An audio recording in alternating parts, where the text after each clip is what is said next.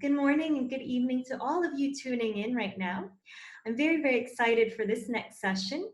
As you heard earlier from Robert Nasi and my colleague Howard Shapiro, Resilient Landscapes, which we launched today, is powered by C4 ICRAF.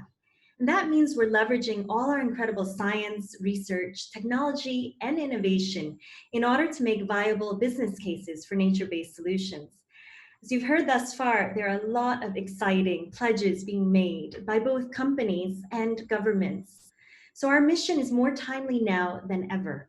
Our post-COVID-19 world needs a new paradigm for development, one that acknowledges the interconnectedness of people and the planet. The pandemic has resulted in an economic crisis. We're seeing a lot of people losing jobs and potentially a global recession down the line.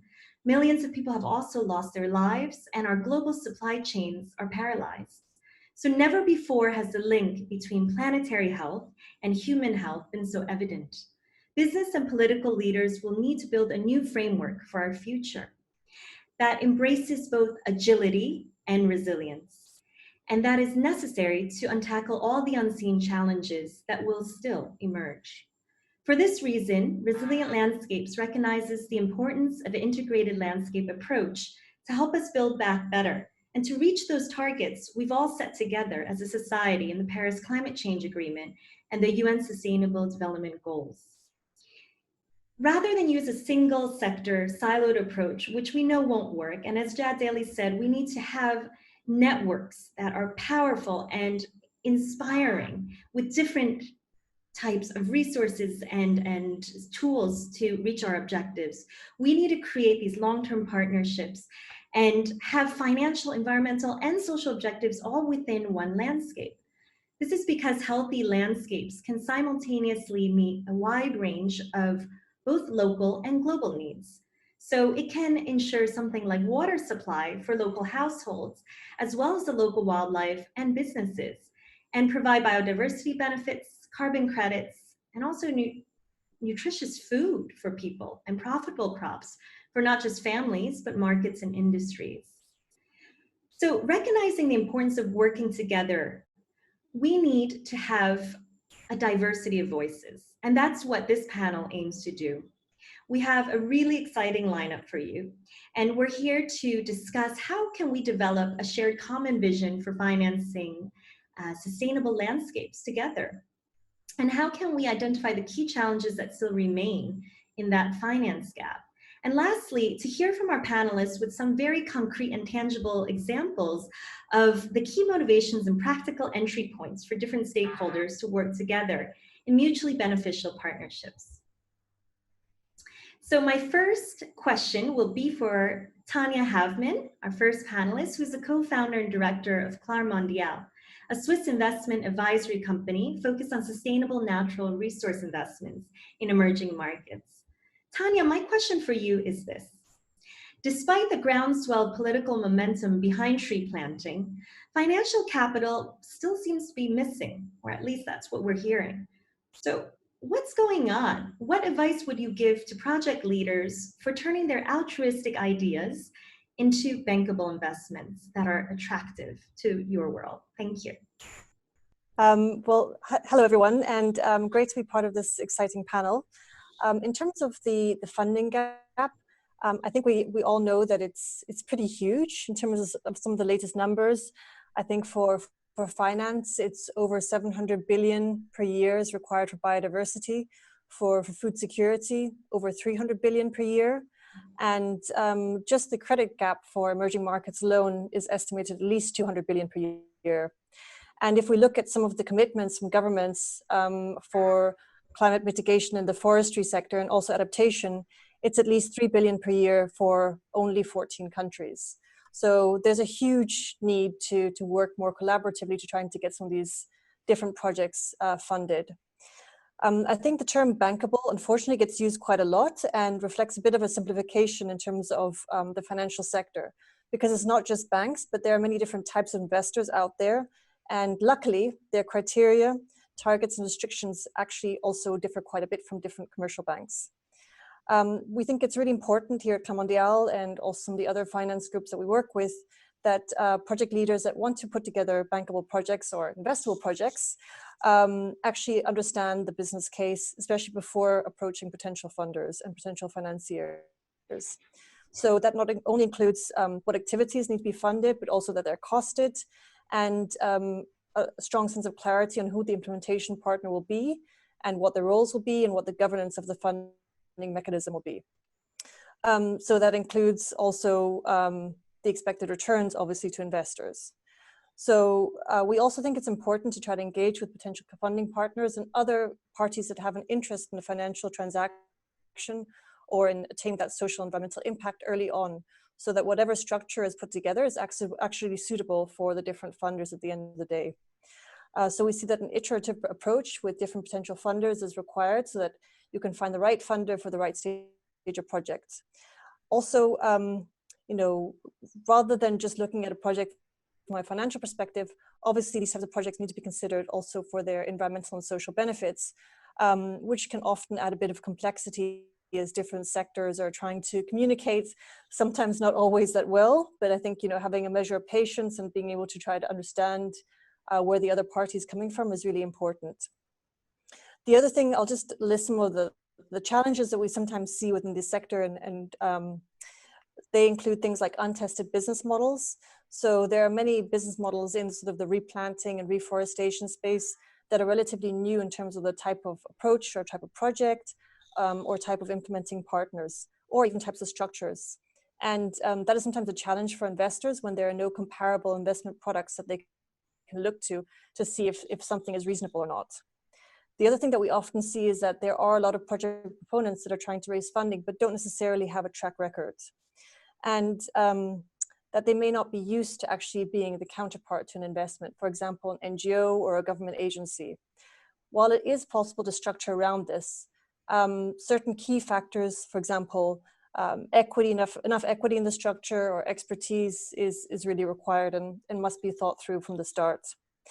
The other thing, which sounds super obvious, but is that, you know, if investors are investing to have at least some sort of return, then you need to understand where that financial return is coming from, how risky it is, when it's likely to come, and who would own it, and what the risk of that financial return happening or not happening might be.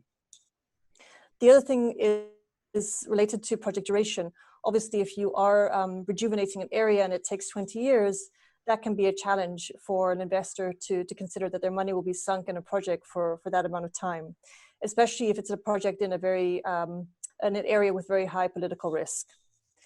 And last but not least, the other challenge that we sometimes see is around transaction size, especially given that many of the investors that are interested in these topics are based in developed countries, and many of the projects that need funding are in developing markets. So then just having a transaction size that makes sense for both parties is not always so easy. And then the transaction costs become quite high compared to the overall size of the transaction. And that's a bit difficult to kind of balance.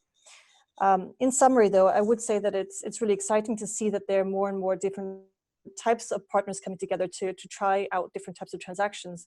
And we think the emergence of new funds in this market is really something that will help the overall sector to sort of gain experience and gain comfort.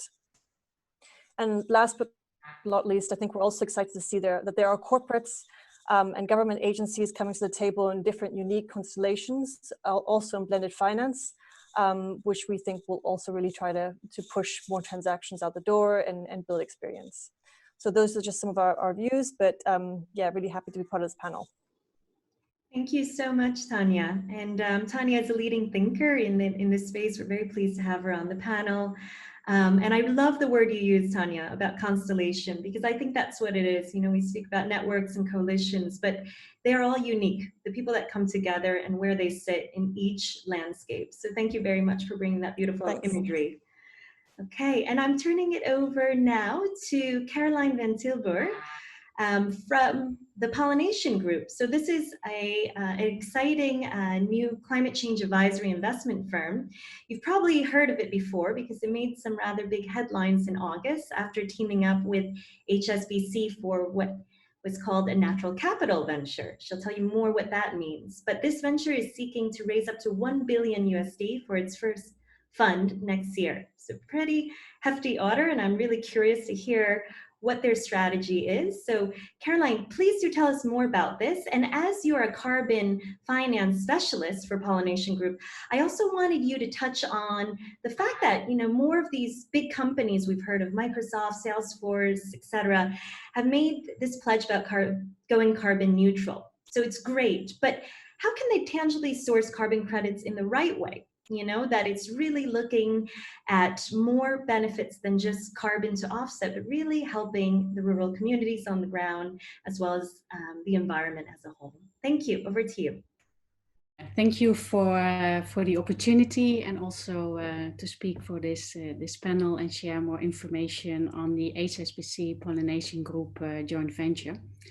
And you're absolutely right in saying that more and more companies have made a pledge to become carbon neutral or even carbon positive or climate positive. And we actually see that companies are taking the lead in this, irrespective of the uncertainties under the Paris Agreement, as well as politics. And for those companies that actually want to meet their carbon neutrality target, and this may sound very obvious as well, is that they first need to measure their own carbon footprint. And we actually advise companies to do that on 3 levels. So on the assets they own and operate, but also from the energy they purchase and whatever is happening within their value chain. Once they have a good understanding of their carbon footprint, we also advise them to first implement any kind of reduction measures they can do themselves. The audience is becoming more and more critical, and you don't want to be, have a reputation of greenwashing. What is left over, obviously, that is something that you can offset. And typically those offsets have been bought from renewable energy projects. And this is actually where the joint venture comes in. And we really would like to source carbon from nature-based solutions. And the reason why we are so strong on nature-based solutions is that it not only generates carbon credits in a cost-effective way, but it automatically comes with a range of other benefits for community, the biodiversity, and water. So it is with this in mind that we actually aim to set up 2 funds. So the first one is the 1 billion natural capital fund, which will later down be followed by a carbon fund. And there are some slight differences between those 2 funds. So the natural capital fund will invest in sustainable agriculture, sustainable forestry, oceans, so you can think of sustainable fishery, aquaculture, or coastal restoration. And we also like to invest in biodiversity and wildlife, typically coming from wetlands restoration projects or agroforestry. And those investments will obviously generate a return from the sale of sustainable agriculture or sustainable timber, but at the same time also need to lead to a range of environmental benefits that over time can be measured, monitored, and placed a value upon. Because I think the uniqueness of this fund is that it actually aims to put financial returns and impact at the same footing. So we try to value whatever we see happening within the larger landscape project. The carbon fund, if you look at the difference between the natural capital fund and the carbon fund, is that the carbon fund will actually invest in those projects that where the main income stream actually comes from the sale of carbon credits. So that's not it's not a byproduct as under the natural capital fund, but it's the main income source. And as with the natural capital fund, we will invest in landscape projects that again generate multiple benefits. The obvious one, obviously, the biodiversity credits, community credits. But what we also feel is quite important is that they are designed from a holistic or ecosystem approach. So there needs to be a very strong stakeholder management plan in place just to make sure that all stakeholders are heard, all stakeholders participate, not only those that immediately depend on the land, but also within the larger ecosystem. So we feel it's very important that this holistic approach is actually really designed in the project that we aim to invest in. What we see happening over the, well, let's say the last years is that actually there is a increase coming in the demand of carbon credits, also due to these beautiful pledges these corporates are making to become carbon neutral. What we do see is actually a scarcity in the project itself, in beautifully designed projects that tackle the multiple benefits that can actually be generated within landscape restoration projects. Partly this is due of the existing uncertainties still happening under the Paris Agreement. There's still the risk of double counting and double claiming. But we also see that most project developers actually need to have the upfront financing in order to come up and cover the project implementation costs.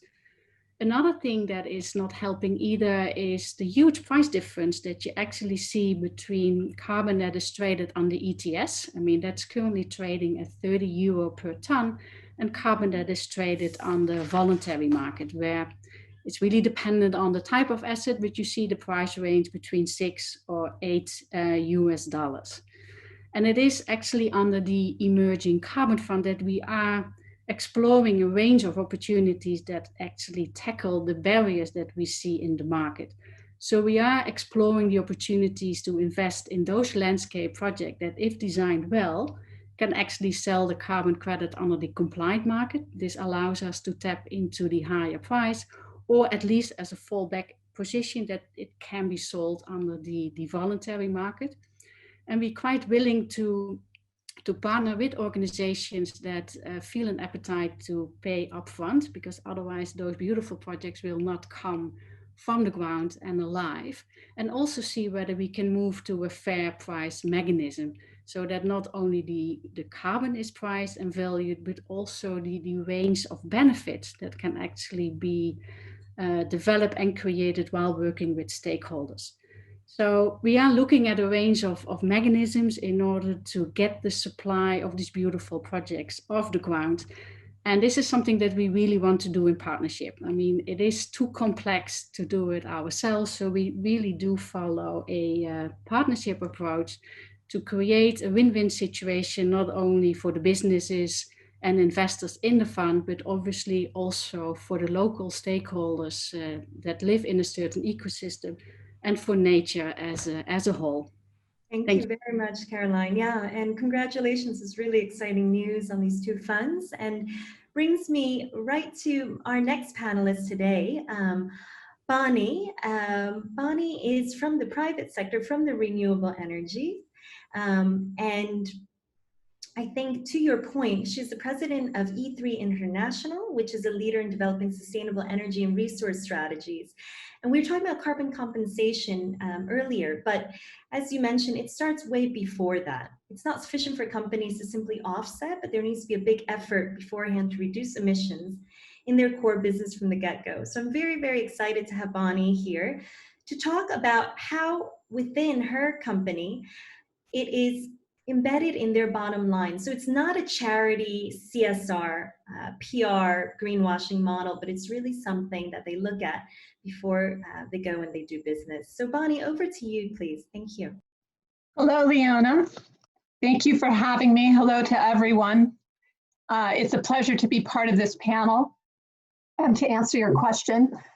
As a clean energy and resilient infrastructure project developer, E3I looks for ways to help governments and enterprises do things better and differently, to protect the natural resources and enhance them, including the natural and social resources, rather than diminishing them, and creating a positive return on investment at the same time, along with reduced carbon emissions.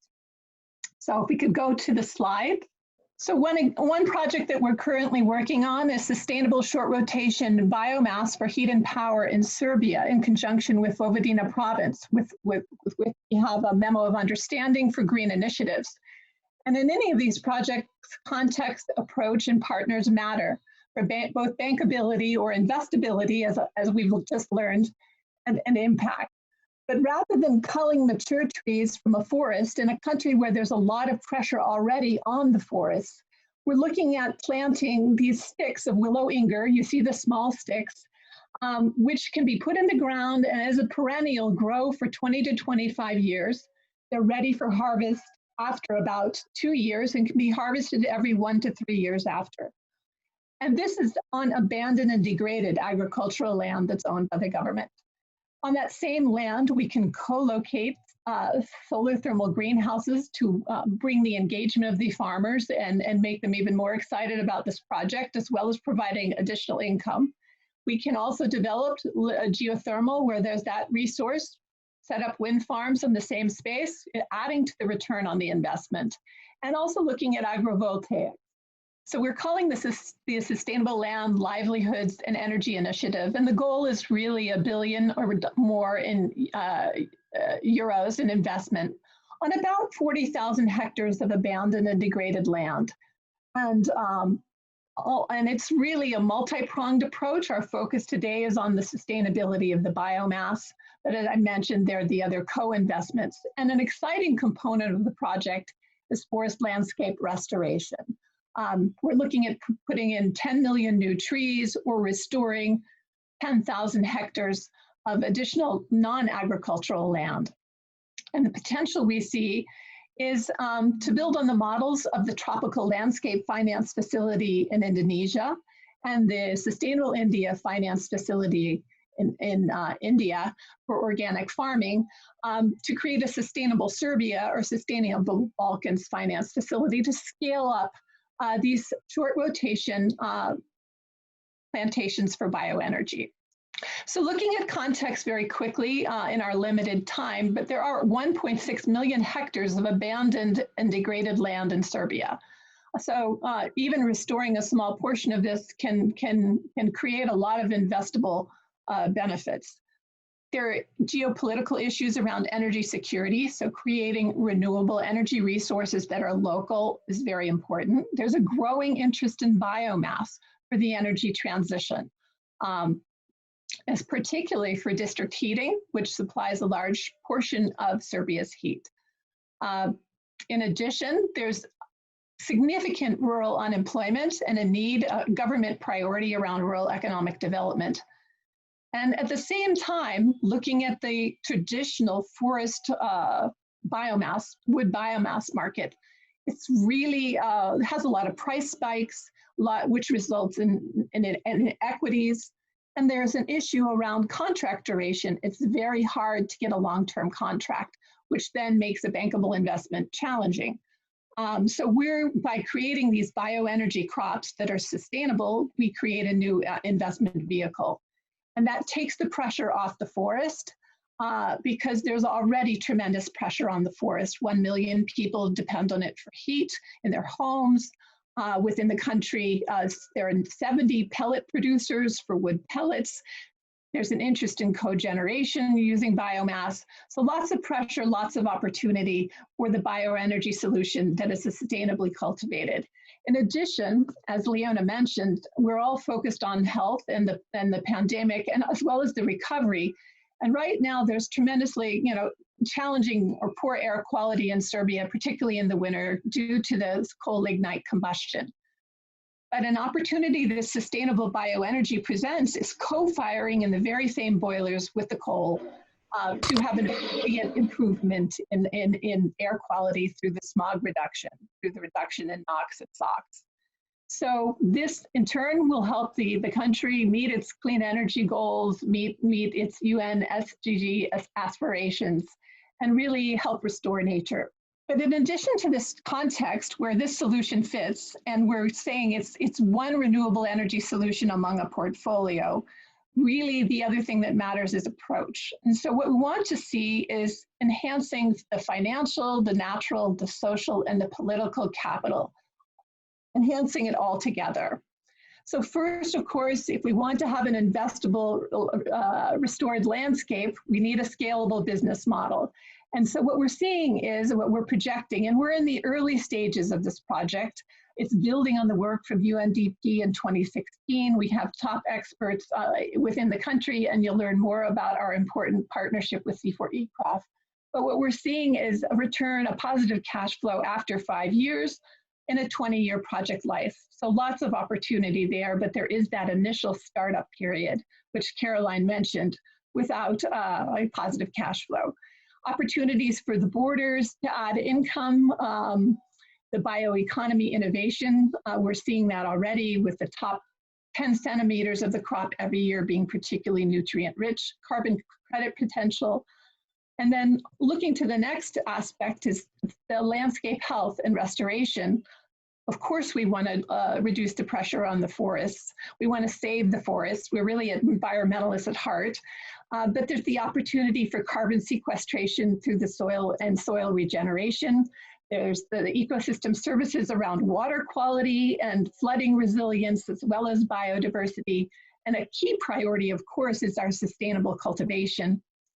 And then looking at the human side, the socioeconomic impacts, we want to make sure we're addressing equitable new rural farm jobs, building skills of vulnerable populations, advancing the rural economic development, and looking at the air pollution, making sure that reduction is happening.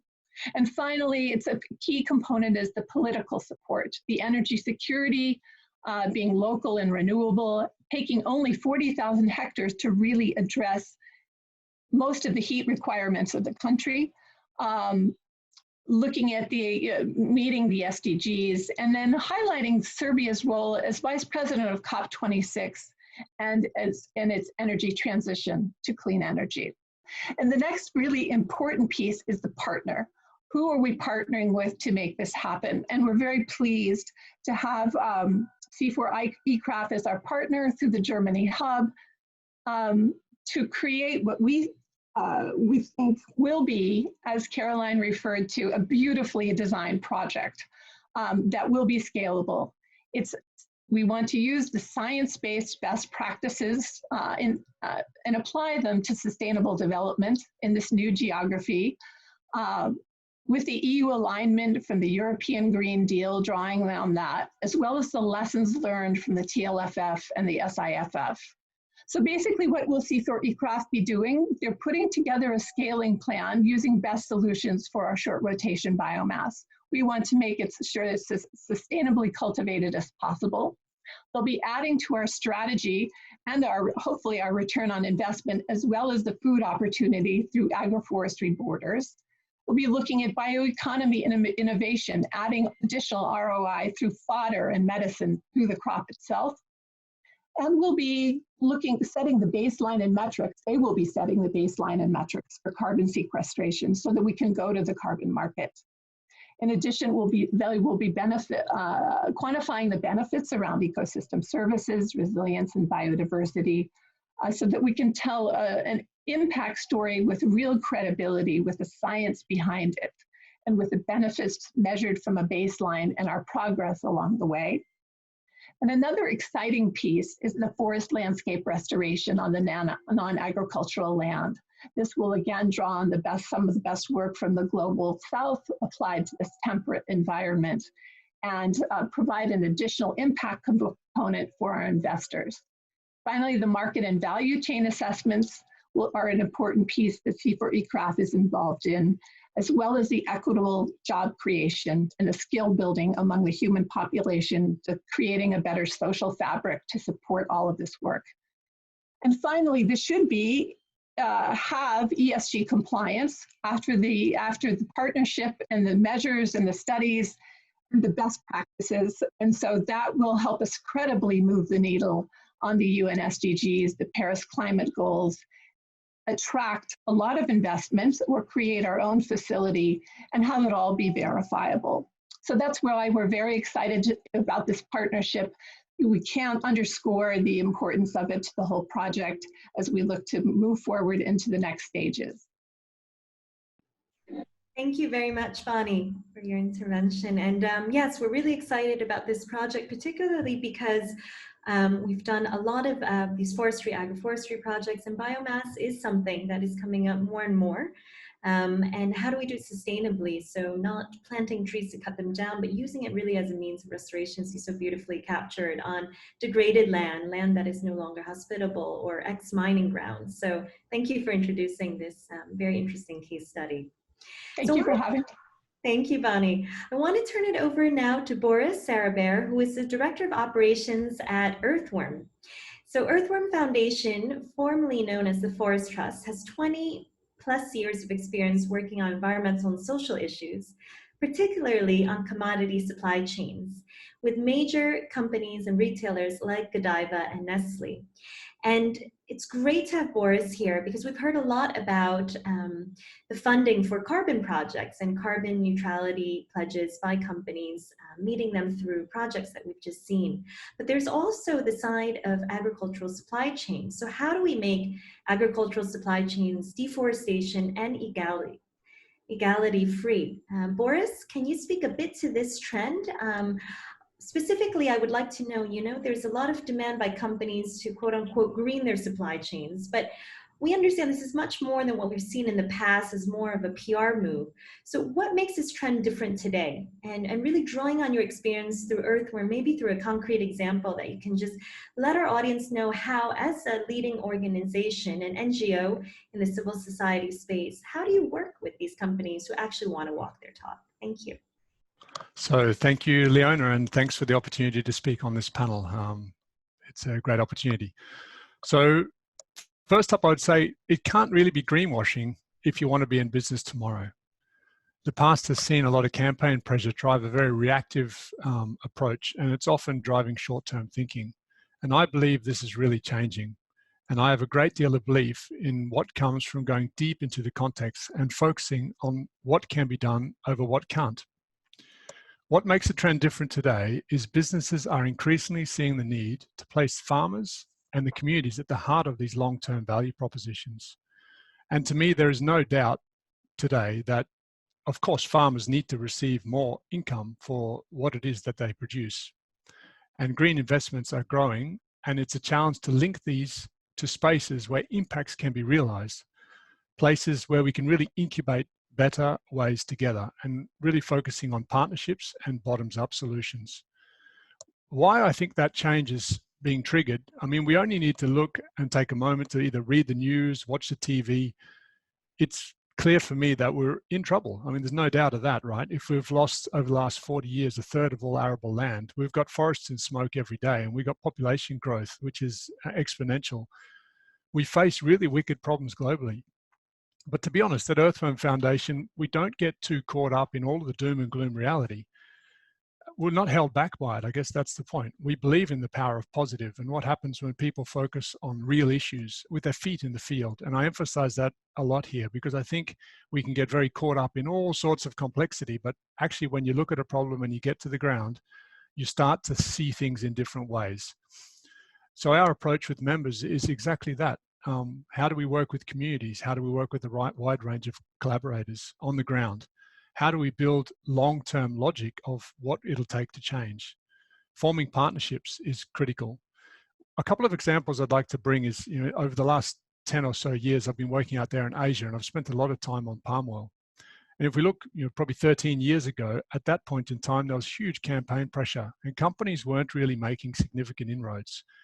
We started to work with a range of companies to make much more clear their commitment to the world, what it is they stood for and what they wanted to drive change in.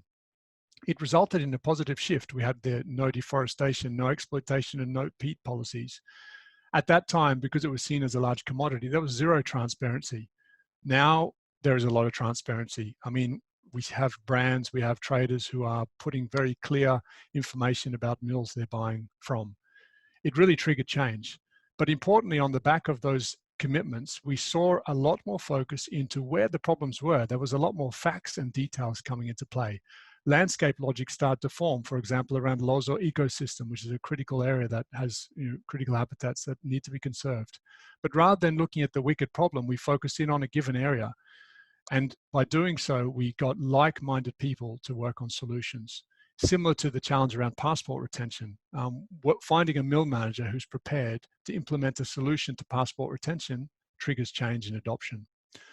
So this is really what we see happening. And the places where investors can also bring financing to support farmers' transition to more resilient and regenerative practices for community and farming through, for example, replanting bonds is also vital. And we see that being critical as well. In the end, however, there is no silver bullet and there is no one solution, but increasingly clear, if we can focus attention to foster real changes, a better ability to show how to collect actions, how these collective actions are working, and importantly, where we are failing and learning from that is vital. And we're really seeing this as well. And if I use another example, if we look to Ivory Coast, I mean, there's no doubt in Ivory Coast and the cocoa sector, yeah, we face an also wicked challenge. If you look at over the last 60 years, we've had 11 million hectares of forest loss. It's very significant. We've got a doubling population reality in Ivory Coast, today at 25 million, by 2050 forecast to be 50 million. Also, when you look at a cocoa farmer today, for every hectare of production, they're earning less than $2 a day. We've also got an aging reality of farmers, and we've got issues around poor yields.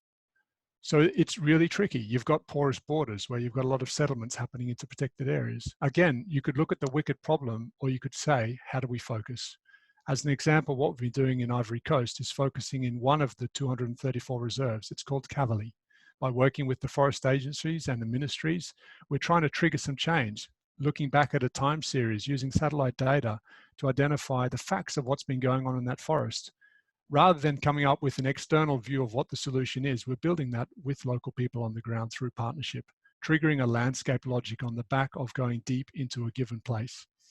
And we believe this is working, and we're seeing some early signs that it is reducing the trend of deforestation in this particular area. And we believe more can be done together in that space. So we're convinced of the importance of working with the financing sector and with strong organizations like C4 and ECRAF, so that we can better harness things like research, but importantly, connect to the green investment space, which is rapidly growing, and making sure that it can service the needs of farmers, communities, and we can regenerate those depleted forests. And lastly, I'd say we're under no illusion. The path ahead is extremely steep, and we'll have many blind corners and many learnings to make along the way. But we can honestly say that nothing starts if we can't focus our good intentions into something concrete, which is really impact oriented. And I'd say we're super excited by the convergence around landscapes and long-term solutions creation, the fact that there's real financing coming to this place, and we're seeing businesses prepared to be innovative and think differently about how to tackle change. So on that note, Leona, I would hand back to you, and hopefully that's been of interest for people to listen to.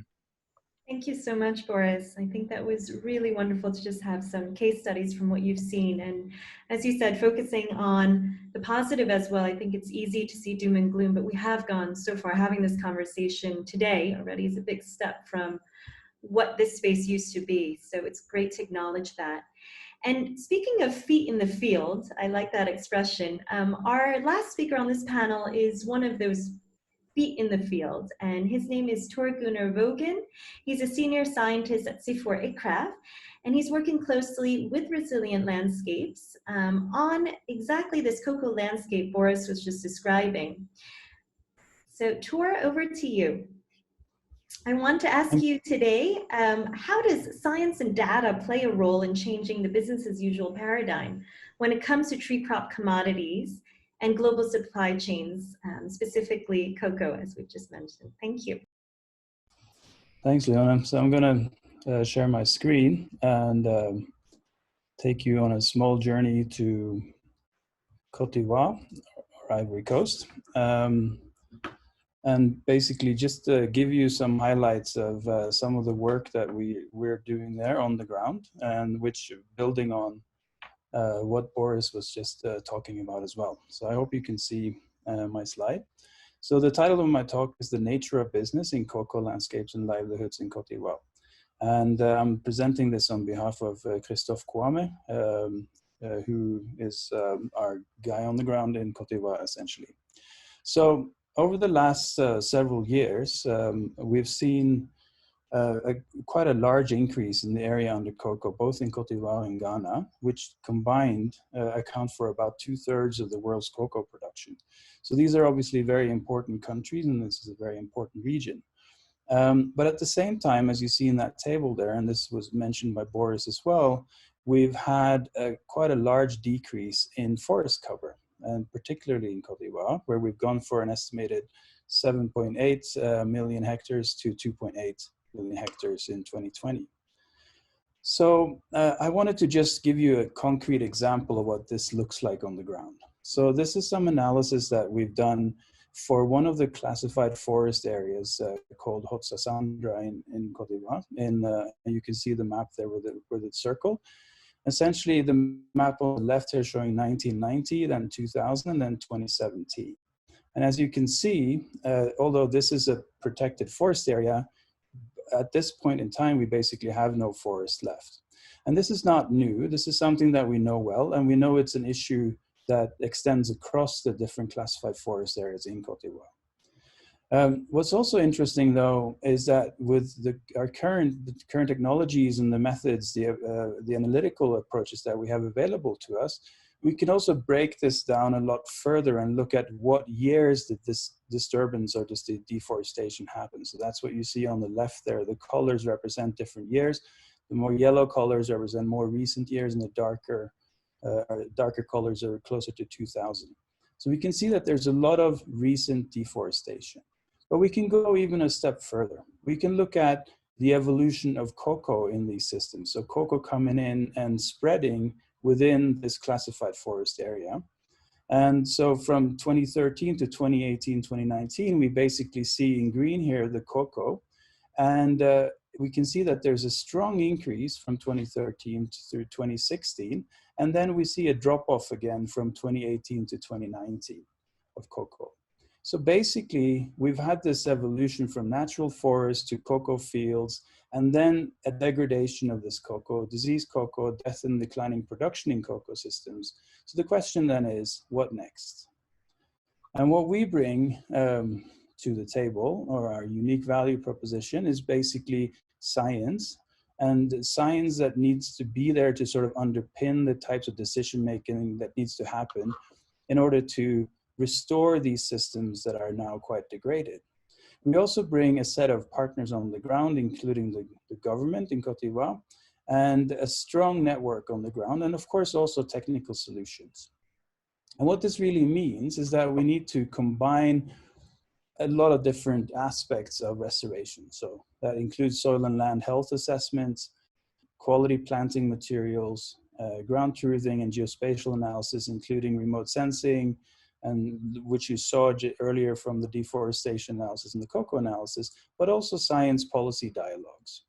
So it's in this whole space, in that whole space of research, science, and technology that we operate. And so if you would like to get in touch with us, please do. And the contact details are here at the bottom. Thank you very much, and back to you, Leona. Thank you very much, Tor. So it's a really interesting, just a small taste. We don't have all the time to get into the cool stuff that Tor is doing with satellite technology and ground truthing, but there's so much more to science than what a lot of us might imagine who are not scientists and researchers. It's not just a white lab coat doing experiments in little test tubes. It's actually really on the ground, as Boris said, the feet in the field. So it's great to see how the science can actually link up practically to helping with these supply chains and rural communities on the ground. So I want to thank all the panelists here. If you can turn on your videos for just a moment so everyone could just see you again. Just the amazing variety, the depth, the expertise, and the commitment and passion for building a better tomorrow. So sincerely want to thank you all for your intervention. It's been so great to hear each of your voices on this. It's clear from our discussion today that nature is the most promising investment we have. And I just wanted to share some final thoughts from this panel and this topic. What we know is that the true value of nature hasn't always been accounted for.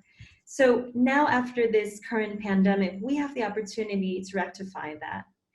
In 2008, so more than 10 years ago, the economist Partha Dasgupta wrote in an essay in Nature, "The problem with the notion that nature is indestructible is this: it is wrong. Once economists accept that they're mistaken on this count, it could revolutionize the way in which we calculate economic progress, or the lack thereof, especially in developing countries." His piece back then, which is now dated, was a lament for planet Earth, and it was directed at those who mistakenly thought that our Earth and natural resources, everything we depended on, from forests to fossil fuels will always be there.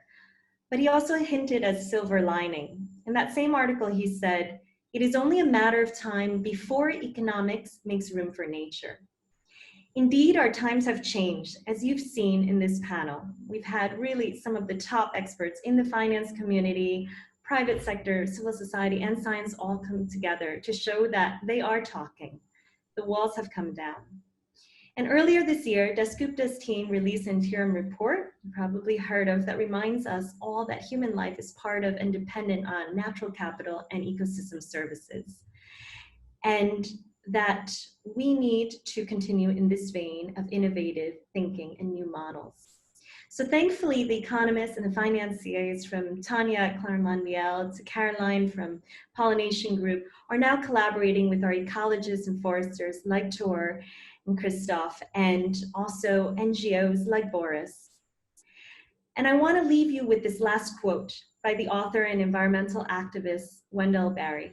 He said, "The earth is what we have in common." So we come from many different backgrounds and different entry points, but the motivation remains the same, to protect that one earth we have. This is a vision we hold for resilient landscapes, which you heard about today at our launch.